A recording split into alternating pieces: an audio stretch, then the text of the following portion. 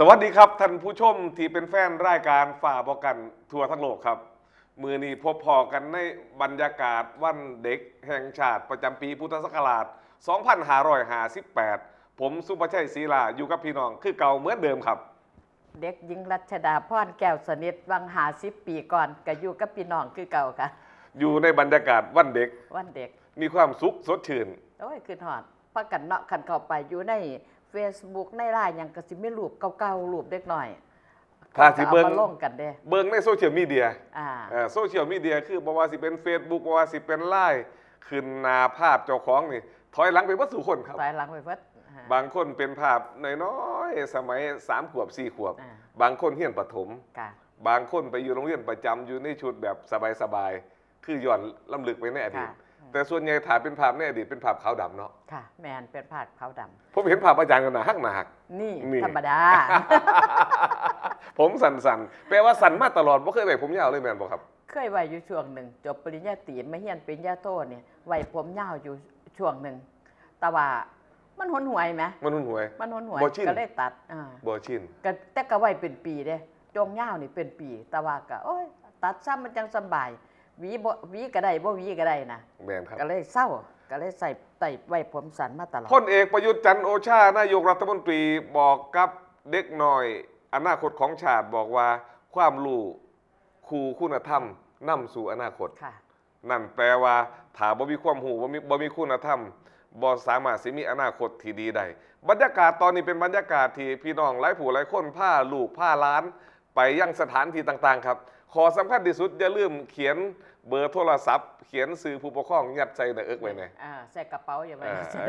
ย้ายใส่กระเป๋าไว้จังหน่อยส่งนี่ละค่ะแล้วก็นัดจุดนำเด้อครับนัดจุดว่าทาหลงกันทาพลัดกันให้นัดกันมองหันมองนี่นัดจุดให้เป็นจุดที่ไปหาง่ายๆทาสิให้ดีลงรถมองได้นัดพอกันมองหันละนัดแต่ต้องบอกนำเพราะว่าคันลงกันหาสมมุติว่าเด็กหน่อยสิมาบอกเฮาเนาะถ้าไปมองหันเนี่ยเขาสิได้เว้าถูกอย่าบอกว่ามาเจอกันตรงนี้นะนี่บ่ได้เด้ตรงนี้จักตรงไหนล่ะจักตรงใดเด็กหน่อยบ่ฮู้ได้ตรงนี้เพราะฉะนั้นจุดใหญ่ใจความสำคัญนี่ต้องสื่อสารกันให้เรียบร้อยครับเตรียมตัวให้ดีพาลูกพาหลานไปเพิ่มเติมความรู้พาลูกพาหลานไปสัมผัสสิ่งที่สิเป็นอนาคตสำหรับตัวเขานั่นถือว่าเป็นมือที่เฮามอบให้เขาแต่อย่ามอบให้ลูกหลานเฉพาะวันเด็กมือนี้มือเดียวเด้อครับให้มอบให้ลูกให้หลานของเขาทุกมือเพราะว่าเด็กหน่อยมือนี้คือผู้ใหญ่ในมือทั้งหน้าถ้าอนาคตกลุ่มนี้ดีแปลว่าอนาคตประเทศชาติบ้านเมืองดีนำแต่ว่ามันก็ขึ้นอยู่กับผู้ใหญ่นำเด้ค่ะบ่แม่นแต่เด็กน้อยให้ดีเองเด้คันเด็กน้อยสมัยนี้จำนวนนึงนี่ก็ดีเองผู้ใหญ่บ่พาดีก็ดีเป็นผู้ใหญ่ก็คือคนที่อยู่แวดล้อม1พ่อแม่ผู้ปกครอง2ก็คือคู่นี่สำคัญเด็กน้อยเนี่ยเพราะก็อยากบอกว่ารัฐมนตรีมื้อนั้นพี่คุยพ่อคุณทิชานานครคุณทิชานี่เพิ่นก็เป็นคนที่ดูแลเด็กน้อยเป็นคนเข้าใจเด็กน้อยหลายตอนนี้เป็นผู้อำนวยการบ้านการจนาพิเศษเป็นบ้านสถานพินิจเป็นสถานพินิจที่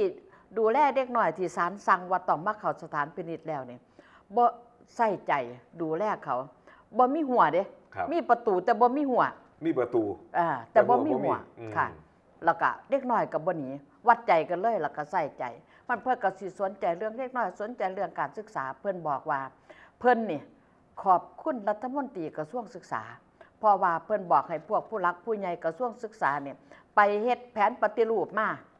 เทื่อเฮ็ดกลับมานั่นคุณทิชาเพิ่นบอกเพิ่นเห็นเพิ่นก็ตกใจ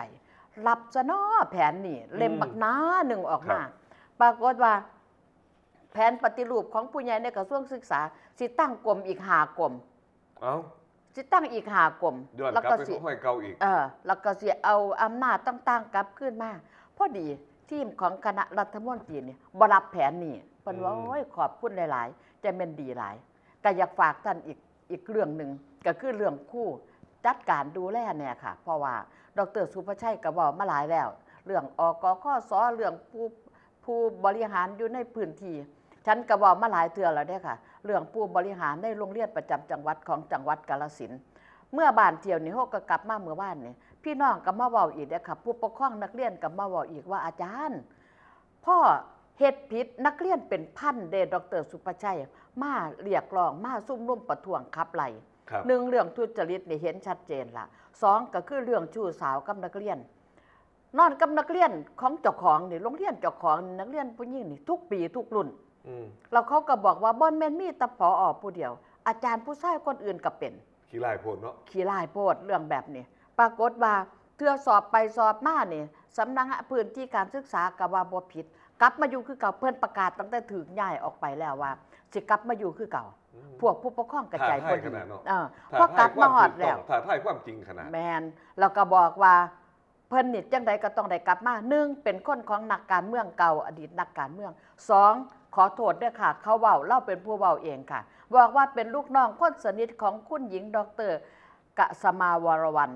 คุณหญิงกษมาค่ะจัดการในเด้อค่ะอยู่จังหวัดกาฬสินธุ์อ้างซื่อๆคันนักเขาสิอ้างเขาอ้างท่านนี่เป็นคนที่ไผก็เข้ารบนับถือทั่วประเทศมื้อนี้ถือว่าเป็นวันเด็กคันวันเด็กยังบ่เฮ็ดหยังอีกวันครูสิเว้าอีกรอบนึงได้ค่ะใกล้สิฮอดแล้วได้16แล้วก็พอกลับมาอยู่โรงเรียนนี่จับครูจับนักเรียนจำนวนพวกที่ประท้วงเจ้าของเนี่ยล่ะค่ะไปประชุมสัมมนาทุกมื้อไปก็ยังเว้าเล่นเอาไปปรับทัศนคติให้มันเห็นว่าเจ้าของนี่เฮ็ดถูกที่จริงแล้วที่จริงแล้วนี่ต้องเอาพวกอาจารย์มื้อนี้ล่ะค่ะไปปรับทัศนคติบ่แม่นเอาผู้ปกครองเอาครูนักเรียนไปปรับทัศนคติคันบ่มีหยังเกิดขึ้นวันครูสิเว้าอีกเทื่อนึง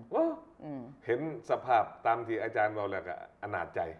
เอาเรื่องดีๆวันเด็กแห่งชาติท่านอดีตนายกรัฐมนตรีอภิสิทธิ์เวชชาชีวะไปที่จังหวัดพิษณุโลกอาจารย์ครับไปเบิ่งโครงการทดลองครับทดลอง English for Every Child ที่เขาทดลองว่าถามเป็นสิให้เด็กน้อยคนไทยได้เรียนภาษาอังกฤษตั้งแต่อนุบาลอาจารย์ครับตั้งแต่อนุบาลสิเป็นบรรยากาศแนวใดผมไปเห็นครูฟิลิปปินส์หมอวรงค์เดชกิจวิกรมไปทดลองตามแนวทางของคณะกรรมการนโยบายที่มีคุณกรณ์จาติกาวณีเป็นประธานคุณกรณ์เป็นประธานหมอวรงค์ดูแลเรื่องการศึกษาผมดูแลเรื่องน้ำบาดนี้พ่อหมอวรงค์ก็เลยไปทดลองอยู่พิษณุโลกเด็กน้อยลงนักเรียนครูฟิลิปปินส์บ่มาครูฟิลิปปินส์2 คนครูไทยเฮ็ดบ่เป็นติบ่เขาอยากให้เป็นบรรยากาศภาษาอังกฤษตลอดเป็นภาษาอังกฤษตลอดแต่ว่าครูฟิลิปปินส์นี่รู้สึกว่าถ่ายเป็นเรื่องภาษาเรื่องสำเนียงเรื่องหยังค่อนข้างจะได้แล้วก็ค่าจ้างบ่แพงครูฟิลิปปินส์นี่เขาสอนอยู่ในราชภัฏอยู่แล้วก็เลยขอเขาว่าให้มาสอนเด็กน้อยทุกมื้อละชั่วโมงมันคือสิเป็นบรรยากาศภาษาอังกฤษตลอดกันบ่เอาได้แค่มื้อละชั่วโมงทุกมื้อตลอดภายในภายในชั่วโมงน่ะเป็นภาษาอังกฤษก็ถือว่าสุดยอดแล้วหมอลงไปทดลองนี่ท่านนายกอภิสิทธิ์คุยกับเด็กน้อยเป็นภาษาอังกฤษได้ครับนี่เป็นภาษาอังกฤษครับผมเห็นบรรยากาศแล้วโธ่เด็กน้อยมันม่วนไปมันกระปี้กระเป๋าก็เลยทดลองกันว่าบ้าถ้าแม่นโรงเรียนดีประจำตำบลของเขาเนาะมีอยู่ทั้งเบิดประมาณ 7,000 แห่งนี่แล้วก็มีครูไปสอนภาษาอังกฤษตั้งแต่อนุบาลเลยแบบที่กำลังทดลองอยู่ในตอนนี้สิเป็นอย่างไรนี่เป็นบรรยากาศที่ท่านในอดีตนายกรัฐมนตรีอภิสิทธิ์เวชชาชีวะนายกคนที่27ของประเทศไทยไปเบิงอยู่ที่โรงเรียนสะพาน3ถ้าผมจำชื่อบ่ผิดอยู่ที่พิษณุโลกเป็นโรงเรียนห่างๆเลยครับโรงเรียนน้อยๆแต่ว่าห้างเถาะเป็นโรงเรียนแบบโรงเรียนทั่วไปนั่นแหละอยู่ในสภาพส้มๆบ่เป็นโรงเรียนดีประจำอำเภอเด้บ่เป็นโรงเรียนดีประจำจังหวัดแต่ว่าเป็นโรงเรียนที่มีอยู่ทั่วไปแปลว่าอย่างแปลว่าลูกแท่บ้านก็สามารถเรียนรู้ได้เด้ภาษาอังกฤษว่าจอดเลยครับที่จริงคำว่าเรื่องเรียนรู้เนี่ยทุกคนเรียนรู้ได้ขอให้เขามีโอกาสเพราะฉะนั้นอย่าไปว่าไผเก่งไผโง่ไผฉลาดคันเขามีโอกาสได้เรียนรู้เรียนได้ทุกคนนั่นแหละแบบนี้ดีค่ะไปคันนั้นมันมีโอกาสตั้งแต่พวกลูกคนรวยโรงเรียนดังๆคันโรงเรียนแบบนี้ล่ะคันเฮ็ดได้นี่ดีแหละมันเรียนได้ทั้งนั้นล่ะอนุบาลก็เรียนได้แต่เรียนภาษาไทยก็ยังได้ยังบ่สิเรียนภาษาอื่นบ่ได้เด็กน้อยถ้าเป็นเด็กน้อยประเทศไทยนับจากนี้ไปเนาะสามารถเว้าจาได้2ภาษาเนาะเว้าภาษาไทยนี่เขาอยู่แล้วละบ่เป็นปัญหาแต่ว่าภาษาอังกฤษเป็นภาษาไทยก็เป็นปัญหาเป็นกับสื่อสารได้อยู่พอสื่อสารได้ต้องสอนภาษาไทยให้ถูกต้องเริ่มกลับมาสอนใหม่ล่ะค่ะเราสอนภาษาอังกฤษให้เด็กน้อยนี่ต้องฮู้ให้ฮู้ทั่วกันเลยฮู้ทั่วถึงเลยเด็กน้อยออกไปชนบทไปไสก็เว้าได้อยู่ในเมืองก็เว้าได้ผมเงินว่าภายในเวลา2 เดือน2 เดือนครับ2 เดือนเด็กน้อยสามารถสื่อสารได้โอ้ยเด็กน้อยมันสื่อสารได้เขาไวเนาะเด็กน้อยนี่ไวค่ะโอ้ภาษาสอนหยังก็รับเบิดล่ะผมเห็นแล้วประทับใจเขาฟังคำสั่งได้เพราะว่าครูฟิลิปปินส์นี่ภาษาอังกฤษเบิดเลยครับอ้อยต่อยเลยได้บ่มีแจมเลยได้ครับอ้อยต่อยเลยล่ะผมเห็นบรรยากาศโอ้ท่านนายกอภิสิทธิ์ถามแบบจังนี้ผมตอบได้เด้ทักทายปา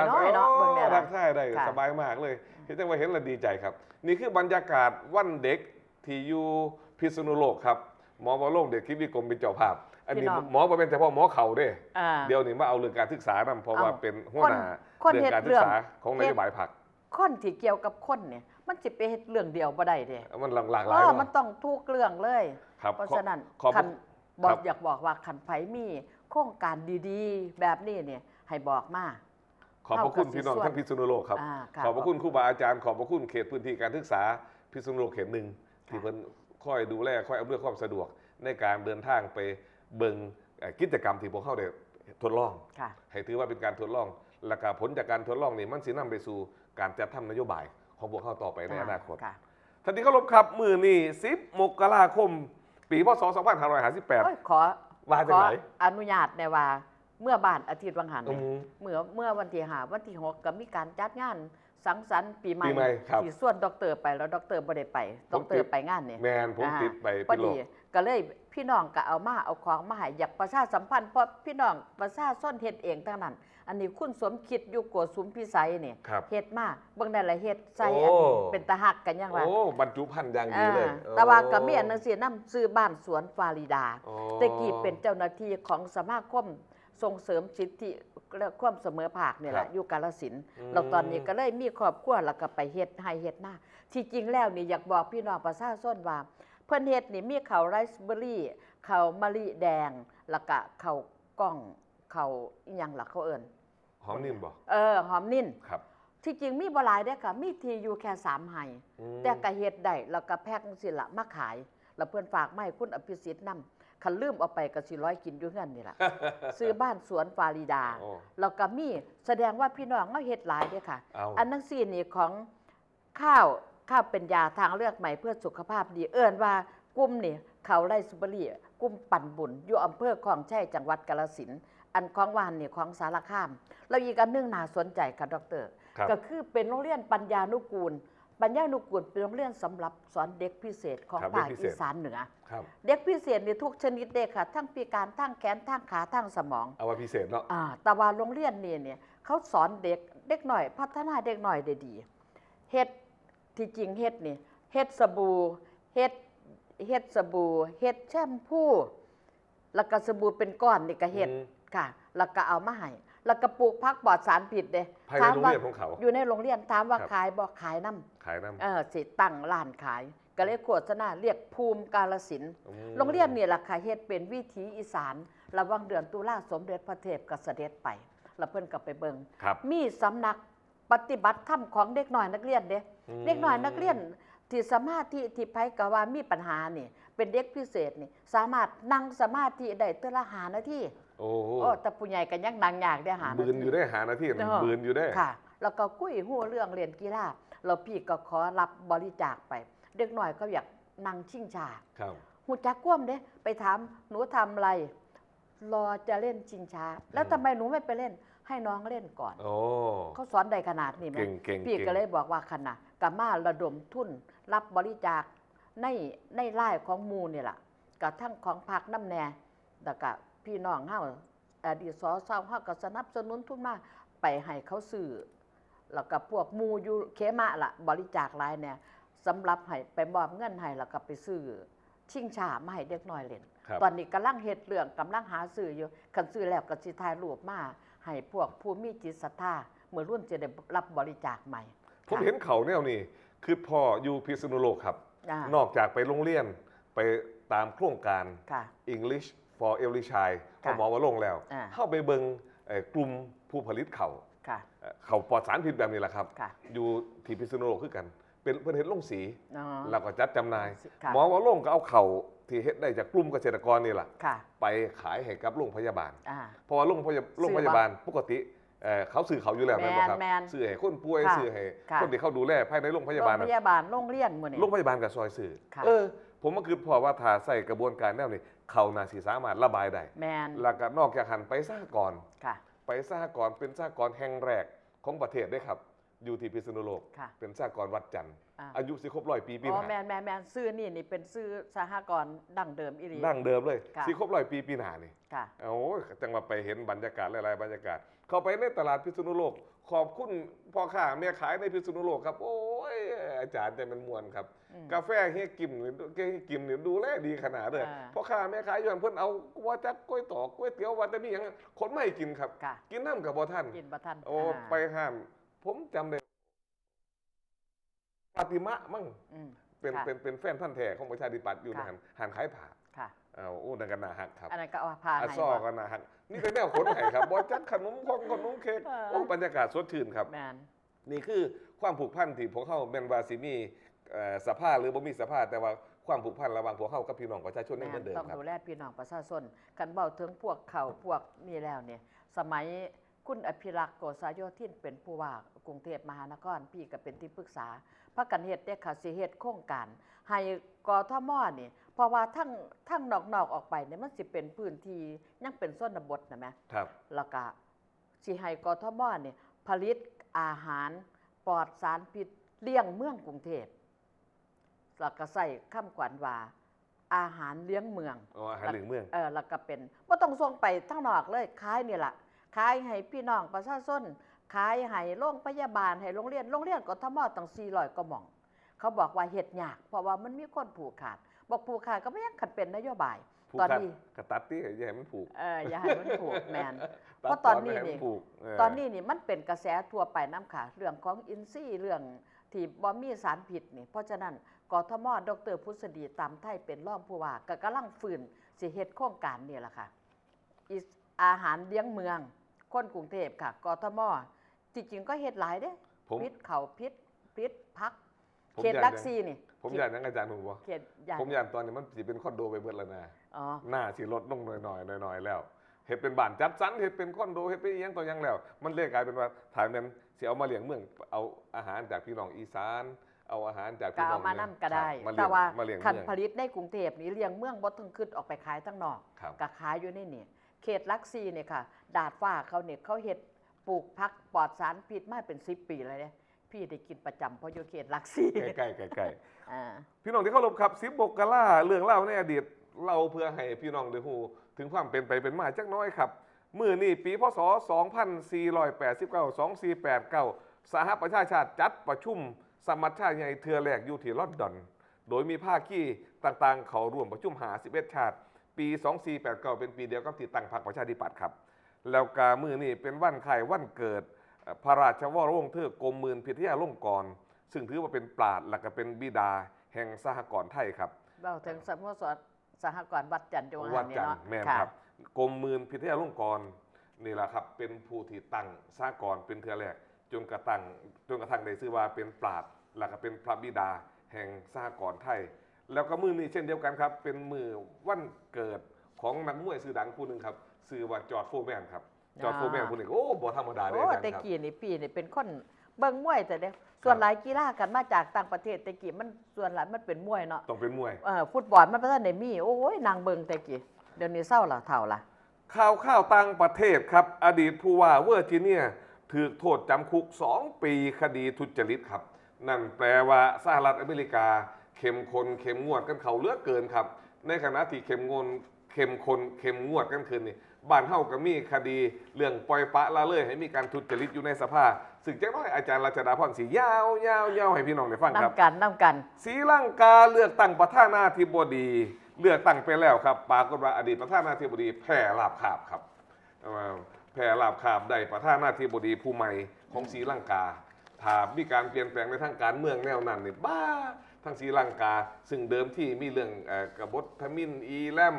มีหลายอย่างที่เกิดขึ้นในศรีลังกาซึ่ง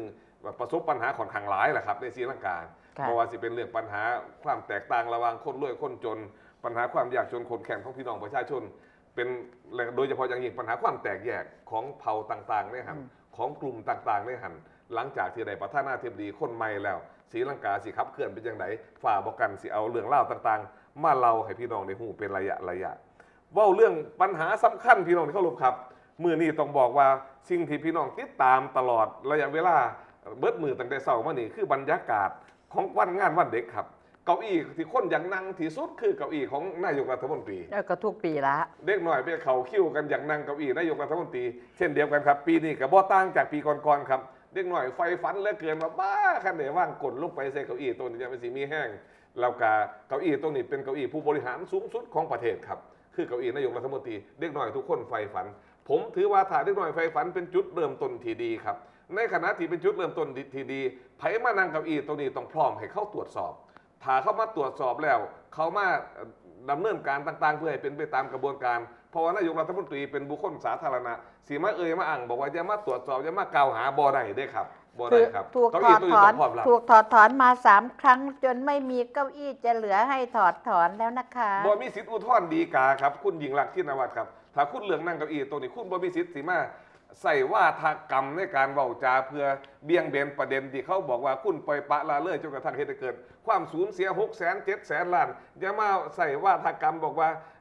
สงสารชาวนาให้ชาวนาเถอะครับมันบ่แม่นมือนี่บ่แม่นมือสิเว้าล่ะครับต้องบอกว่าสงสารประเทศชาติเถอะครับเรียกโตนประเทศไทยเถอะครับอย่าปล่อยให้มีการทุจริตคอร์รัปชันให้หลายกว่านี้เลยครับให้กรณีการปล่อยปละละเลยของคุณเป็นกรณีสุดท้ายนั่นสิดีกว่าครับอย่าใส่ว่าทากรรมเลยนี่คือสิ่งที่เกิดขึ้นเมื่อวานนี้อาจารย์ครับวิชามหาคุณผู้ทำหน้าที่สมบูรณ์ในเมื่อวานนี้น้อยฟังนี่คักขนาดเลยฟังคุณวิชาเนี่ยท่านวิชามหาคุณเป็นคนลุกขึ้นเปิดประเด็นเปิดแถลงมัดแหลกเลยครับ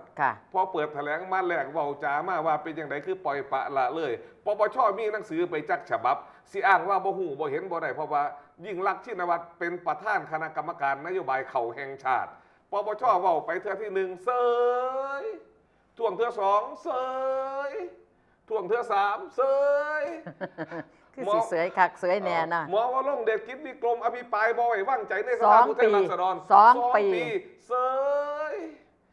เราก็มาบอกว่าบ่หูบ่เห็นเพราะว่าบ่เคยเข้าร่วมประชุมบ่เคยได้รับรู้รับทราบบ่เคยรับรู้รับทราบจากนั้นก็ยังมาตอบกระถูกในสภาอยู่นะเดี๋ยวอาจารย์ครับตอบทั้งอภิปรายบ่ไว้วางใจตอบทั้งกระถูกในสภายังเสียอ้างว่าบ่หูบ่เห็นการทุจริตคอร์รัปชันได้จังไดยังบ่หูบ่เห็นเรื่องความสูญเสียได้จังไดเพิ่นว่าเพิ่นบ่ฮู้เอาตอนตอบนี่ให้รัฐมนตรีอื่นเป็นผู้ตอบที่จริงกันอภิปรายบ่ไว้วางใจเนาะคันพี่อภิปรายด็อกเตอร์ให้ผู้อื่นมาตอบให้ได้บ่ก็ต้องตอบเองส่วนตัวอันนี้จนพี่ได้ถามเอ้า